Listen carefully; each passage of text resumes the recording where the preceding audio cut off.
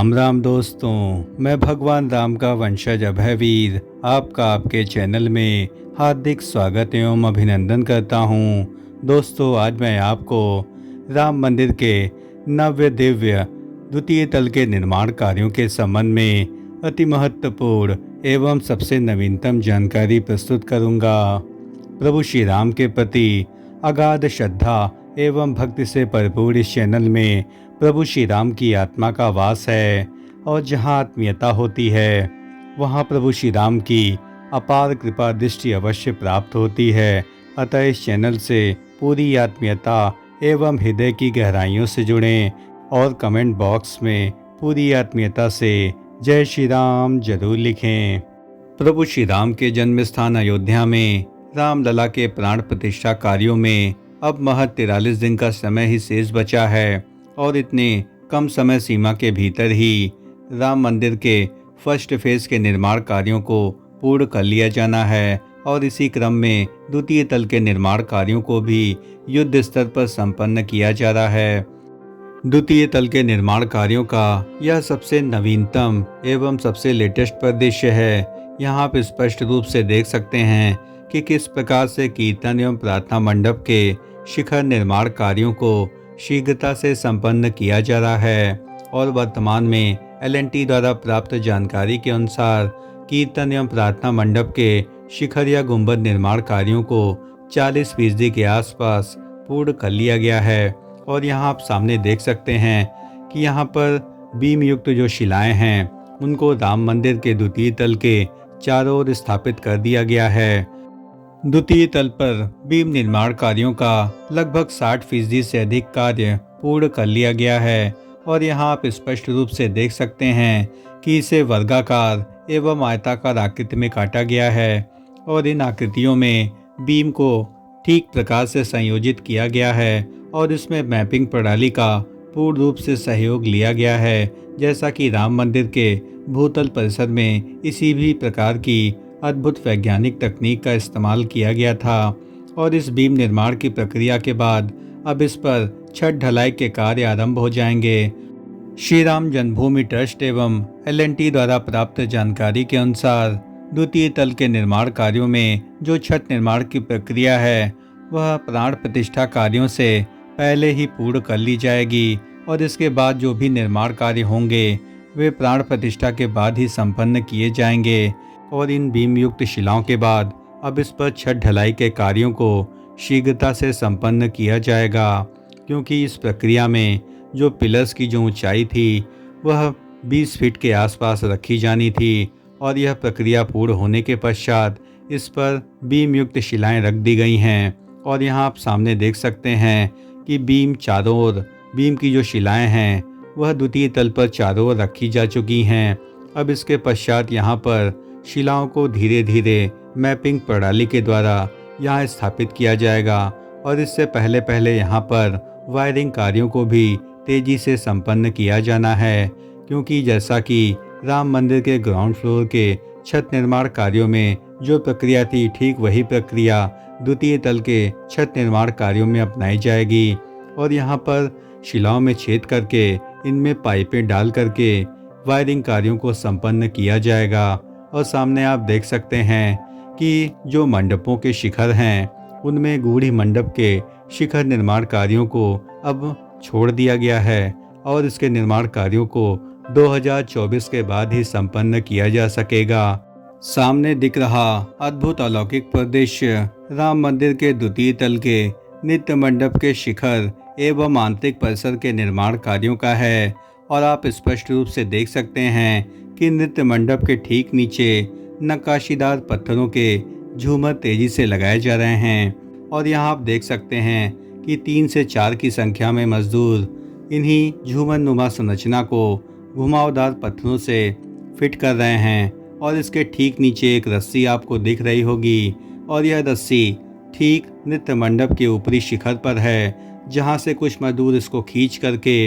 इस झूमर नुमा संरचना को फिटिंग की अवस्था में ले जा रहे हैं, ताकि इसको घुमाने के बाद यह संरचना पूरी तरीके से आंतरिक परिसर में फिट हो जाएगी और ऊपरी परिसर में रस्सी के द्वारा इनको खींच करके पूरी तरीके से संतुलित एवं व्यवस्थित ढंग से बैठा दिया जाएगा ताकि आंतरिक परिसर को काफ़ी भव्य रूप प्रदान किया जा सके। यह एक जटिल संरचना एवं जटिल कार्य है और वर्तमान में राम मंदिर के नृत्य मंडप का जो निर्माण कार्य है वह लगभग 80 से 85% तक पूर्ण हो गया है और कई लेयर्स में नित्य मंडप के शिखर निर्माण कार्यों को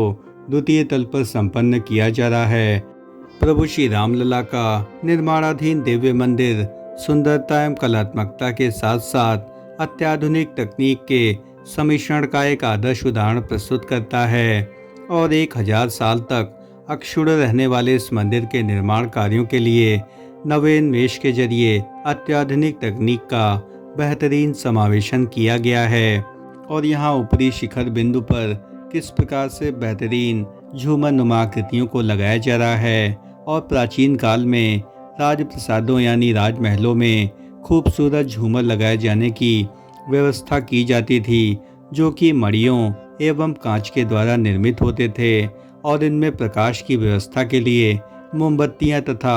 अन्य उपकरणों का प्रयोग किया जाता था। लेकिन अब आधुनिक काल में परिस्थितियां बदल गई हैं और यहाँ पर लाइटिंग एवं विद्युत की व्यवस्था भरपूर उपलब्ध है, अतः लाइटिंग के जरिए झूमर अपने आप स्वतः ही जगमगाते हैं और इनमें मड़ियों एवं माणिक्यों से निर्मित यह झूमर राम मंदिर के साथ साथ जो भी राजप्रसाद हैं उनकी शोभा को काफ़ी अधिक बढ़ा देते हैं।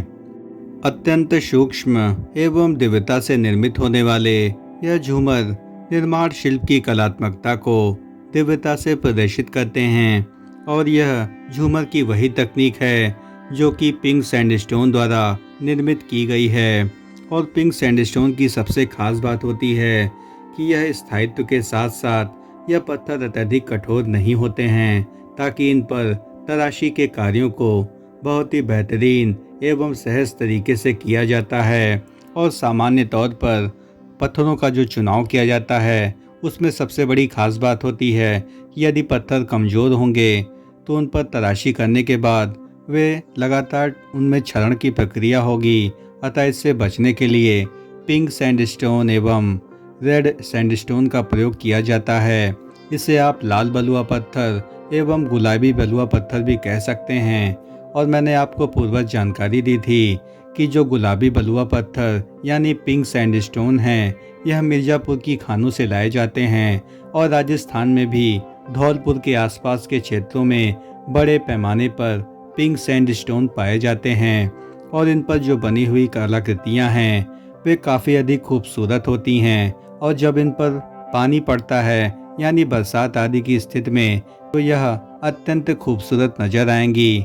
पिंक सैंडस्टोन की जो सबसे खास बात है कि इसमें कभी भी क्षरण प्रक्रिया काफ़ी मंद होती है, अतः इसकी आयु हजारों वर्ष तक मानी जाती है। और राम मंदिर में संपूर्ण निर्माण कार्यों में लगभग 50% से अधिक पत्थर पिंक सैंडस्टोन ही उपयोग में लाए जा रहे हैं और यह अत्यधिक महंगे होने के साथ साथ काफ़ी अधिक टिकाऊ होते हैं। लेकिन राम मंदिर के परिसर में यानी परकोटा के साथ साथ भूतल परिसर में अधिकांशतया लाल बलुआ पत्थर यानी रेड सैंडस्टोन का उपयोग किया गया है। और द्वितीय तल के निर्माण कार्यों की जो सबसे खास बात है कि बड़ी संख्या में L&T के वर्कर्स इसमें काम कर रहे हैं और सामने आप देख सकते हैं कि द्वितीय तल के निर्माण कार्यों में कीर्तन एवं प्रार्थना मंडप पर शिखर निर्माण कार्यों को तेजी से संपन्न किया जा रहा है और यहाँ लगभग 2 से 3 क्रेनें लगा करके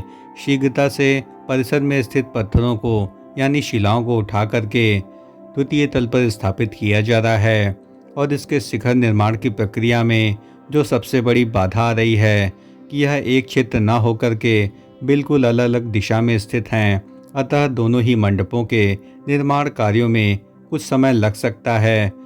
प्राण प्रतिष्ठा कार्यों के दिन जैसे जैसे नज़दीक आ रहे हैं वैसे वैसे निर्माण कार्यों को भी युद्ध स्तर पर संपन्न किया जा रहा है। और सामने आप देख सकते हैं कि L&T के हजारों की संख्या में श्रमिक राम मंदिर परिसर में प्रवेश कर रहे हैं और सुबह एंट्री पाने के बाद यह कार्य रात भर चलता है, यानी 24 घंटे की शिफ्ट में राम मंदिर निर्माण कार्यों को लगातार किया जा रहा है ताकि समय सीमा के भीतर ही इन निर्माण कार्यों को पूरा किया जा सके। दोस्तों, अयोध्या राम मंदिर में बन रहे द्वितीय तल के अद्भुत निर्माण कार्यों के संबंध में हमारे द्वारा दी गई सबसे लेटेस्ट जानकारी यदि आपको जरा भी पसंद आई हो तो इस चैनल का हृदय से समर्थन करें। इस चैनल को लाइक करें, शेयर करें एवं सब्सक्राइब करें और पूरी आत्मीयता से कमेंट बॉक्स में जय श्री राम जरूर लिखें। धन्यवाद। राम राम राम राम।